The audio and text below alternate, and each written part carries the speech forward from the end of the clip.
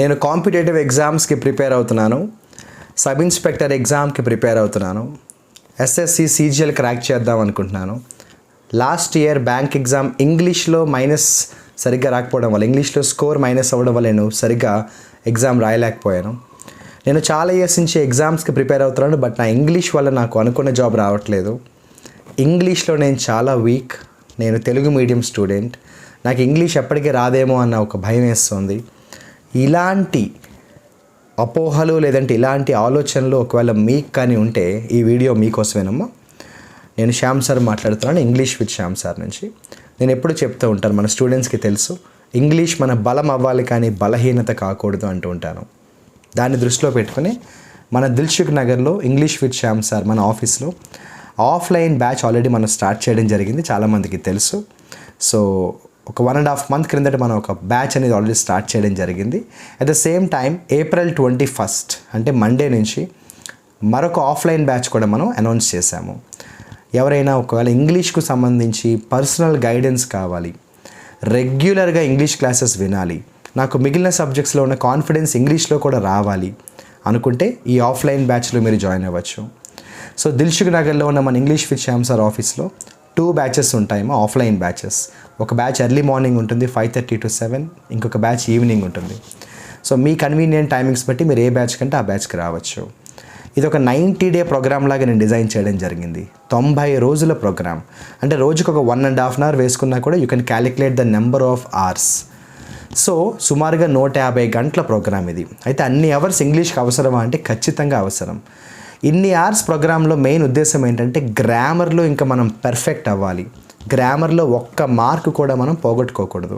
ఆ ఎజెండాతో నేను ఈ ప్రోగ్రామ్ డిజైన్ చేశాను. అట్ ద సేమ్ టైం ఈ 90 రోజుల ప్రోగ్రాంలో వొకాబులరీకి సంబంధించి చాలా ఇంపార్టెన్స్ ఇచ్చాను నేను. జనరల్గా వొకాబులరీ మనకి ఎలా చదవాలో, ఎలా గుర్తుపెట్టుకోవాలో చాలామందికి డౌట్స్ ఉంటాయి. సో ఈ 90 రోజుల ప్రోగ్రామ్ ఏదైతే ఇంగ్లీష్ కోసం నేను డిజైన్ చేశానో ఇది అన్ని ఎగ్జామ్స్కి ఉపయోగపడేలాగా నేను డిజైన్ చేశాను.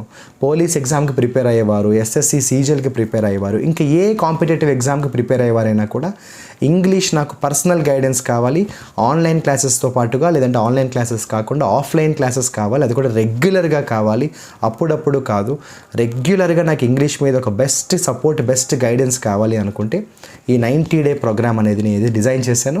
ఈ ఆఫ్లైన్ బ్యాచ్లో మీరు జాయిన్ అవ్వచ్చు. ఈ 90-day ప్రోగ్రాంలో అన్ని టాపిక్స్ కవర్ అవుతాయి. ఇంగ్లీష్కు సంబంధించి ఇది కవర్ అవ్వదు అంటూ ఏముండదు. A to Z అన్నీ కవర్ చేస్తున్నాను. మీరు వచ్చిన ఫస్ట్ డే మీకు ఒక A4 సైజ్ పేపర్ ఇస్తారు. అందులోనే మీకు ఈ 90-day ప్రోగ్రాంలో ఏం చెప్పబోతున్నాము, A to Z ఏ రోజు ఏ టాపిక్ చెప్పబోతున్నానో కూడా నేను మీకు ముందే ఒక ప్రింట్అవుట్ కూడా ఇస్తున్నాను. ఓకే. సో ఇంకా ఆఫ్లైన్ బ్యాచ్కు సంబంధించి ఎవరికైనా ఏమైనా డౌట్స్ ఉంటే యూ కెన్ కాంటాక్ట్ నెంబర్ డిస్క్రిప్షన్లో కాంటాక్ట్ నెంబర్ ఇస్తాను.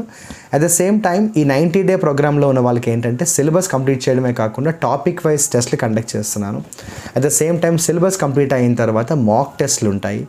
అండ్ ఒక కొత్త మెటీరియల్ని కూడా నేను వాళ్ళ కోసం డిజైన్ చేయడం జరిగింది. ఈ మెటీరియల్లో ఏంటంటే 5000+ ప్రాక్టీస్ క్వశ్చన్స్ ఉంటాయి. అంటే ప్రతి టాపిక్కి తీసుకుని అందులో ఓవరాల్గా మెటీరియల్లో 5000కు పైగా ప్రాక్టీస్ క్వశ్చన్స్ ఉంటాయన్నమాట.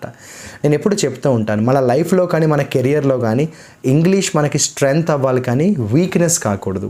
ఇంగ్లీష్ అనేది మనకి బలం అవ్వాలి, బలహీనత కాకూడదు. మిగిలిన సబ్జెక్ట్స్తో కంపేర్ చేస్తే ఇంగ్లీష్కి ఉన్న ప్రాబ్లం ఏంటంటే 2-3 నెలల్లో ఇంగ్లీష్ రాదు. ఇది నిజంగా చెప్తున్నాను. ఎందుకంటే English is not a subject, English is a language. ఇప్పుడు నేను హిందీ నేర్చుకోవాలంటే 2-3 నెలల్లో హిందీ వచ్చేస్తుందా? రాదు. అలాగే ఇంగ్లీష్ కూడా.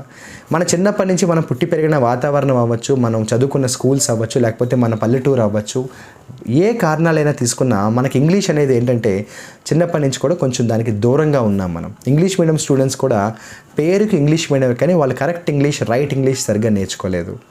కాబట్టి ఇంగ్లీష్లో కూడా మనం కరెక్ట్ డెసిషన్ తీసుకుని బెస్ట్ గైడెన్స్ కానీ తీసుకోగలిగితే రేపొద్దున ఫ్యూచర్లో మనం రిగ్రెట్ అవ్వకుండా ఉంటాం.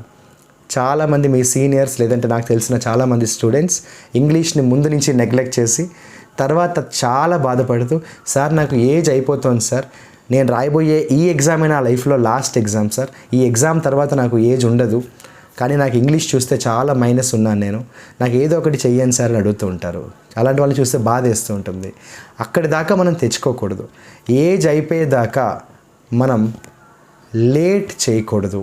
అంత లేట్ అనేది మనం కెరియర్లో చేయకూడదు. ఇదే right time.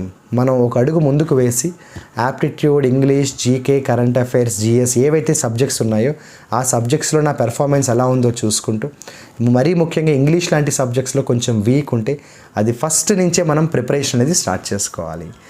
Offline class almost 90-day programme నేను డిజైన్ చేయడం గల కారణం కూడా ఏంటంటే అదే అనమాట.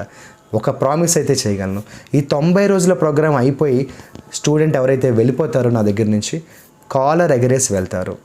ఇంగ్లీష్లో ద బెస్ట్ స్కోర్ వస్తుంది. That is the guarantee I can give you. దానికి తగ్గట్టుగా మీరు కూడా కష్టపడాలి. ఓకేనా? సో ఈ ఆఫ్లైన్ బ్యాచ్కు సంబంధించి సోమవారం నుంచి మనకి న్యూ బ్యాచెస్ స్టార్ట్ అవుతున్నాయమ్మా. ఇంట్రెస్ట్ ఉన్న వాళ్ళు కాంటాక్ట్ నెంబర్ని కాంటాక్ట్ చేయండి. ఇంకేమైనా డౌట్స్ ఉంటే కూడా you can contact. Wish you all the best and good luck.